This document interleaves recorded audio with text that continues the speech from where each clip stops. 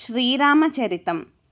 नीतः सुग्रीवमैत्रीं तदनु हनुमता दुन्दुभे कायमुच्चैः क्षिप्त्वाङ्गुष्ठेन भूयो लुलुविथयुगपत्पत्रिणा सप्तसालान् हत्वा सुग्रीवघातोद्यतमतुलबलं वालिनं व्याजवृत्या वर्षावेलामनैषीः विरहतरलितस्त्वं मतङ्गाश्रमान्ते सुग्रीवेणानुजोक्त्या सभयमभियतान् व्यूहितां वाहिनीं तां रोक्षाणां वीक्ष्य दिक्षु द्रुतमथ दयिता मार्गणा यावनं राम सन्देशञ्चाङ्गुलीयं पवनसुतकरे प्रादिशो मोदशाली मार्गे मार्गे ममार्गे कपिभिरपि तदा त्वत्प्रिया सप्रयासैः त्वद्वार्ता कर्णनोद्यदगरुदुरुजव सम्पाति वाक्य प्रोत्तीर्णार्णोदिः अन्तर्नगरिजनकजां वीक्ष्य दत्त्वाङ्गुलीयं प्रक्षुद्योद्यानम् अक्षक्षपणचणरणः सोढबन्धो दशास्यं दृष्ट्वा प्लोष्ट्वा च लङ्कां झटिति स हनुमान् मौलिरत्नं ददौ ते त्वं सुग्रीवाङ्गदादिप्रबलकपिचमो चक्रविक्रान्तभूमिचक्रोऽभिक्रम्य पारे जलधि निशिचरेन्द्रानुजाश्रीयमाणः तत्प्रोक्तां शत्रुवार्तां रहसि निशमयन् प्रार्थना पार्थ्यरोषप्रास्ताग्नेयास्त्रतेजः त्रसदुदधिगिरा लब्धवान् मध्यमार्गं कीशैराशान्तरोपाहृतगिरिनिकरैः सेतुमाधाप्य यातोऽन्यामर्द्य दंष्ट्रानखशिखरिशिलासालशस्त्रैः स्वसैन्यैः व्याकुर्वन् सानुजस्त्वं समरभुवि परं विक्रमं शक्रजेत्रा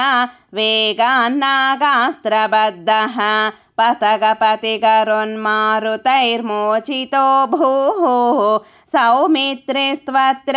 शक्तिप्रहृतिगलदसोर्वातजानीतशैलघ्राणात् प्राणानुपेतो व्यकृणुत कुसृतिश्लाघिनं मेघनादं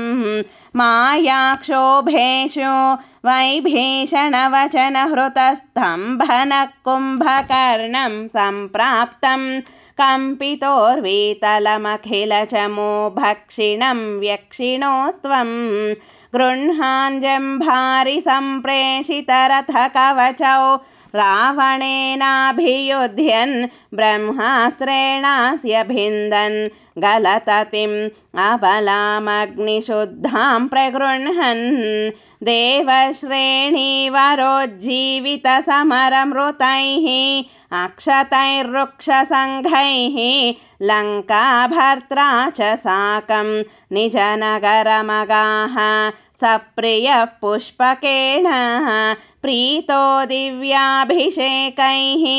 अयुतसमधिकान् वत्सरान् पर्यरंसीः मैथिल्यां पापवाच शिव शिव किल तां गर्भिणीमभ्यहासीः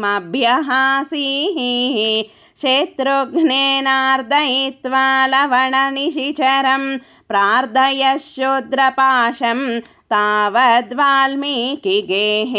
कृतवसतिरुपासुतसीतासुतौ ते वाल्मीकेस्त्वत्सुतोद्गापितमधुरकृते राज्ञया यज्ञवाटे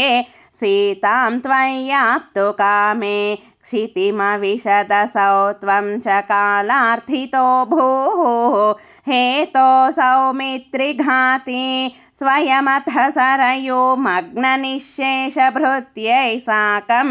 नाकं प्रयातो निजपदमगमो देव वैकुण्ठमाद्यं सोऽयं मर्त्यावतारः तव खलु नियतं मर्त्यशिक्षार्थमेवं विश्लेषार्तिर्निरागस्त्यजनमपि भवेत् कामधर्मातिसक्त्या नो चेत् स्वात्मानुभूतेः क्वनु तव मनसो विक्रियाचक्रपाणे सत्वं सत्वैकमूर्ते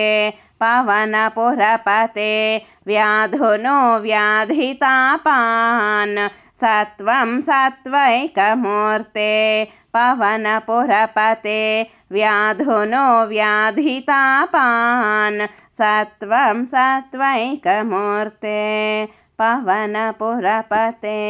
व्याधुनो व्याधितापान् जानकीकान्तस्मरणं जय जय राम राम। श्रीकृष्णाय परब्रह्मणे नमः। नारायण अखिलगुरो भगवन्नमस्ते। सर्वं श्रीकृष्णार्पणमस्तु। सर्वे जना सुखिनो भवन्तु। लोका